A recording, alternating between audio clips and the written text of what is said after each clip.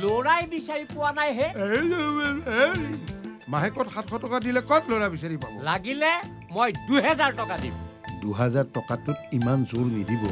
2000 টকাত আজিকালি গাঁৱতো কাম কৰা মানুহ নাপায়। মই এটা ৰাখিছোঁ, মাহেকত 5000 টকা তাৰ মুখত ধলি মাৰি দিম। কি কয় হে? আপুনিও মানুহ ৰাখিব পৰা হ'ল।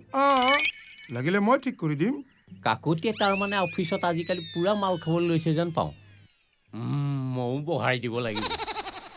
অৰি কি ভাবি আছে? নাই একো ভবা নাই। ঐ হা শুনকচোন। কিয়? শুনকচোন। হা এইফালে আপোনাৰ যে পৰিবাৰ বিয়া খাবলৈ গৈছিল, আহিল নাই?